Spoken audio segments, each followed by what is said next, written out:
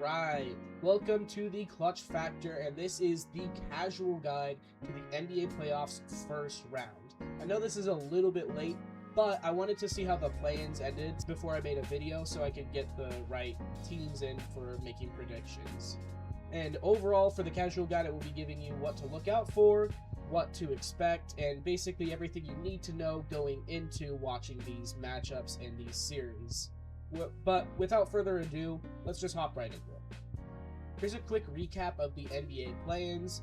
First, we had the Warriors getting a come-from-behind win over the Los Angeles Clippers to advance to the 8-seed matchup. Then we had the Suns falling to the Trailblazers for the 7-seed.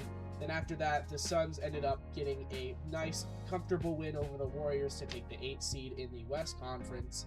Then in the East Conference, we had the Hornets winning a nail-biter over the Heat, and the Orlando Magic falling to the 76ers for the 7th seed. And then the Orlando Magic annihilated the Hornets in the 8-seed matchup for the Eastern Conference. And after all that, this is what the bracket looks like going into the first round. Honestly, on the East Conference, there's only really the top 5 teams that are really could see going pretty far, making the finals. This conference is so even that honestly, it's going to be tough to really predict any of these matchups. The winners of the first round will go to the top 8 or the quarterfinal of the NBA playoffs. And let's look into these matchups to see who will be likely to do so. The first matchup we have is the number 1 Thunder hosting the number 8 Suns. The Thunder are forces of nature. They really haven't lost any power or strength from their championship last year, and they are looking to repeat it. SGA is still as good as he's always been. The chemistry between that team is still great. They are definitely one of the biggest contenders to go all the way and win it once again. They're going up against the Suns, who are trying to redeem themselves after the failed Kevin Durant experiment. This is a bit of an interesting team because they definitely have the firepower to make a run, but their regular season record really doesn't reflect that. They barely made it into the 7th seed and definitely have a gap between them and the Timberwolves, but this is a very scrappy team founded on Dillon Brooks and Devin Booker, and I could honestly see them going pretty far and even beating the Thunder if they hit their stride and really get hot in the series. However, I still have the Thunder getting a pretty comfortable win in 6 games to move on and face off the winner of the Rockets and Lakers. Speaking of which, we have the number 4 Lakers going up against the number 5 Rockets. These two teams basically have the exact same record, and it really shows because this series is going to be neck and neck. The Lakers, despite not having Luka Doncic for the first game, were able to take the first game of the series and get a 1-0 lead over them. And it's going to be very, very vital for them to win this because this could be one of, if not the last season for LeBron James in his career. However, they are going up against the Rockets, who are one of the most consistent and strongest finishers in the Western Conference. They are having a very successful season with Kevin Durant, and it has definitely worked for them more than it did with the Suns. Again, this is going to be a very, very close matchup, and it's going to be really hard to predict. But I do have the Rockets winning in 7 games and taking home a mini upset to go up against the Oklahoma City Thunder. Then we have the number 3 Denver Nuggets going up against the number 6 Minnesota Timberwolves. For the Nuggets, this is yet another strong year with the Joker, or Nikola Jokic, rivaling the Thunder and the Spurs in the Western Conference. They're going up against the Minnesota Timberwolves, who are seeking redemption after consecutive Western Conference losses after just barely falling short of the NBA Finals in the last 2 years. Talent-wise, I think the Denver Nuggets have it a little bit more, and Nikola Jokic himself is enough to push most teams into the second round on his own. However, the Minnesota Timberwolves have definitely had a little more playoff success in the last couple of years, and that is why in a very close matchup yet again, I have the Minnesota Timberwolves taking the series in 7 games. Then we have the number 2 San Antonio Spurs going up against the number 7 Portland Trailblazers for our last matchup in the West. For the Spurs, Wembanyama is not human. He is one of the most well-rounded and physically gifted players I have ever seen. He can shoot threes, he can defend the paint, he can go mid-range. Anything you ask him to do, he can do it. He has been one of the most dominant players in the entire league, and it's going to be interesting to see how the Trailblazers respond. Speaking of which, they have had a very hot end of the season and a play-in victory over the Suns in Phoenix to take the number 7 seed and go up against the Spurs. They are definitely a stronger, lower-seeded team in recent years.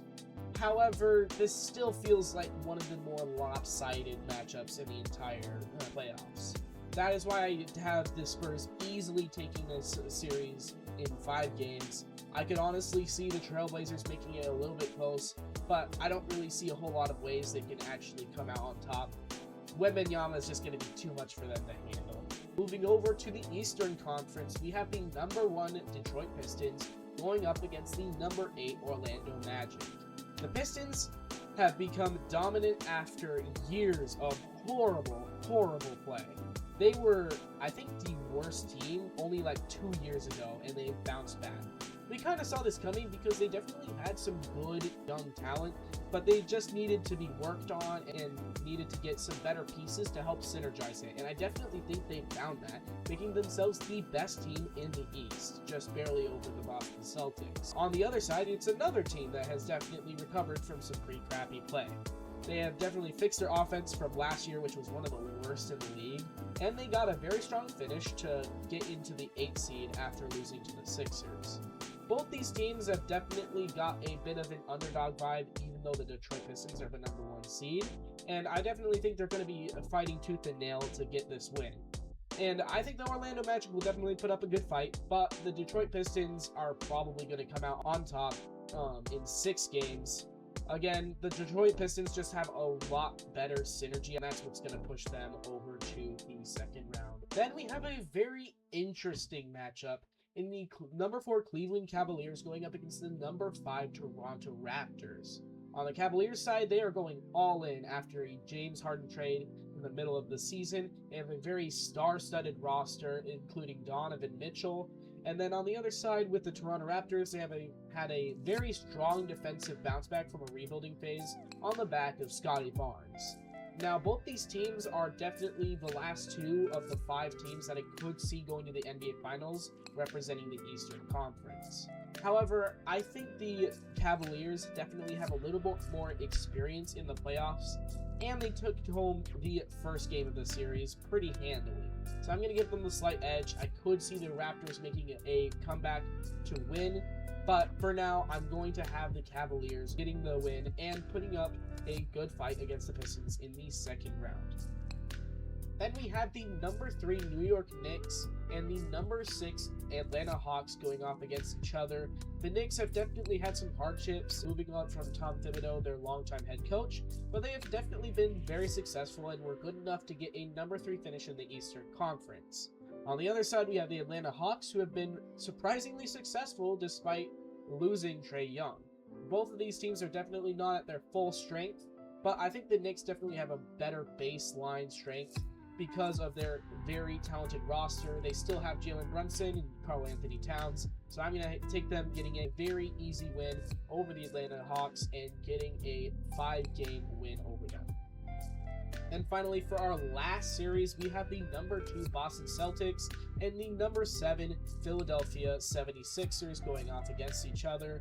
The Celtics have been a very surprisingly good team, despite Jason Tatum literally tearing his Achilles and not playing a single game this year.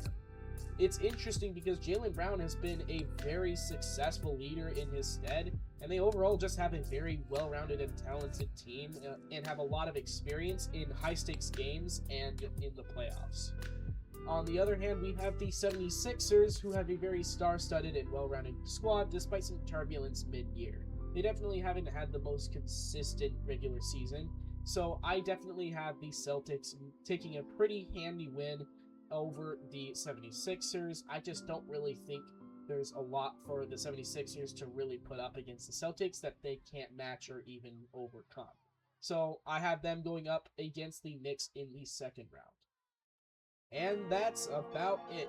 Again, if you enjoyed this video, please leave a like and subscribe. Thank you so much for watching. I will definitely have a NBA draft casual guide coming up very soon, and I will be updating my predictions as the NBA playoffs progress.